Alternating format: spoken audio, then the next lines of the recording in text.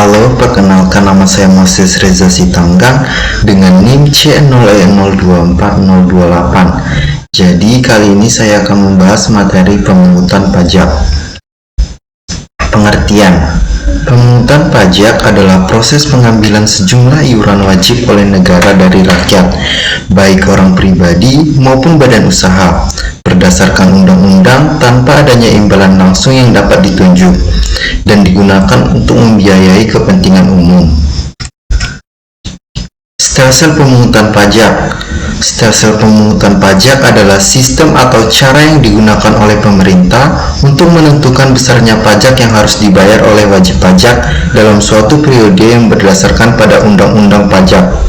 Stelsel dalam pemungutan pajak umumnya terbagi menjadi 3, yaitu stelsel nyata, stelsel anggapan, dan stelsel campuran. Stelsel nyata. Menurut stelsel nyata, pengenaan pajak didasarkan pada objek atau penghasilan yang sesungguhnya diperoleh, sehingga pemungutannya baru dapat dilakukan pada akhir tahun pajak, yakni setelah penghasilan yang sesungguhnya diketahui. Kelebihan stelsel ini adalah pajak yang dikenakan lebih realistis, sedangkan kekurangannya adalah pajak baru dapat dikenakan pada akhir periode, setelah penghasilan real diketahui. Padahal pemerintah membutuhkan penerimaan pajak untuk membiayai pengeluaran-pengeluaran di sepanjang tahun. Stelsel anggapan. Menurut stelsel anggapan, pengenaan pajak didasarkan pada suatu anggapan yang diatur oleh undang-undang. Misalnya, penghasilan suatu tahun dianggap sama dengan tahun sebelumnya, sehingga pada awal tahun pajak sudah dapat ditetapkan besarnya. Pajak yang terutang untuk tahun pajak berjalan.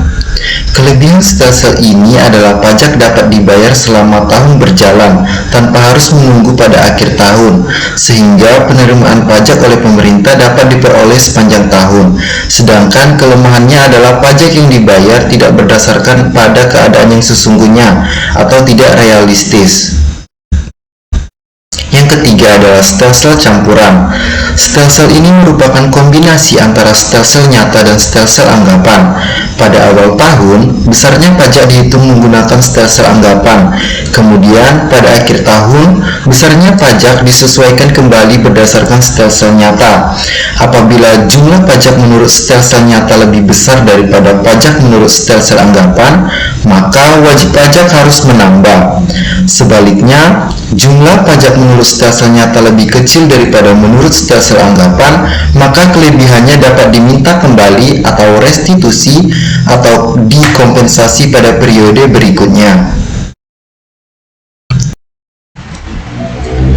Kendala dalam pemungutan pajak, yaitu rendahnya kesadaran wajib pajak, kurang pengetahuan aturan pajak, administrasi pajak yang belum optimal, penegakan hukum yang kurang tegas, penghindaran dan juga pengelakan pajak. Pihak yang terkait pajak. Dalam sistem perpajakan ada beberapa pihak penting yang saling berkaitan agar proses pemungutan pajak berjalan dengan baik. Yang pertama ada negara atau fiskus. Negara termasuk sebagai pihak utama dalam sistem perpajakan karena memiliki kewenangan untuk membuat peraturan, memungut, serta mengelola pajak. Yang kedua adalah wajib pajak. Wajib pajak termasuk dalam pihak sistem perpajakan karena mereka lah yang menjadi subjek utama yang dikenakan pajak. Yang ketiga adalah pemotong atau pemungut pajak. Pihak ini termasuk dalam sistem karena berfungsi sebagai perantara yang ditunjuk undang-undang untuk membantu negara memungut pajak, misalnya bendahara instansi atau perusahaan yang memotong pajak penghasilan dari gaji karyawan. Dan yang terakhir adalah pihak pendukung atau penunjang. Pihak pendukung seperti konsultan pajak, akuntan, atau penasihat hukum termasuk dalam sistem perpajakan karena membantu wajib pajak memahami aturan yang kompleks. Penggolongan pajak. Berdasarkan golongannya, pajak terbagi menjadi 2, yaitu pajak langsung. Pajak langsung adalah pajak yang bebannya harus ditanggung sendiri oleh wajib pajak dan tidak dapat dialihkan kepada pihak lain. Contohnya adalah pajak penghasilan atau PPh, yaitu pajak yang dikenakan terhadap penghasilan baik secara berkala maupun berulang dalam jangka waktu tertentu, baik masa pajak maupun tahun pajak. Yang kedua adalah pajak tidak langsung. Pajak tidak langsung adalah pajak yang bebannya dapat dialihkan atau digeserkan kepada pihak lain, misalnya pada konsumen. Contoh, pajak penerimaan nilai atau PPN dan pajak penjualan atas barang mewah atau PPNBM. Berdasarkan wewenangnya, pajak juga terbagi menjadi dua lagi. Yang pertama, pajak pusat. Pajak pusat merupakan pajak yang wewenang pemungutannya berada pada pemerintah pusat, dilaksanakan oleh Departemen Keuangan melalui Direktorat Jenderal Pajak. Pajak ini diatur dalam undang-undang dan hasilnya masuk ke APBN. Contohnya adalah pajak penghasilan dan juga pajak pertambahan nilai. Yang kedua adalah pajak daerah. Pajak daerah merupakan pajak yang wewenang pemungutannya berada pada pemerintah daerah melalui Dinas Pendapatan Daerah. Yang terakhir, penggolongan pajak adalah berdasarkan sifatnya. Berdasarkan sifatnya, pajak terbagi menjadi dua, yaitu subjektif.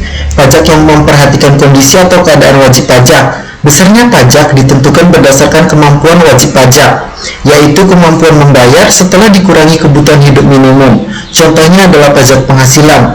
Yang terakhir adalah pajak objektif. Pajak objektif adalah pajak yang dikenakan dengan memperhatikan objek.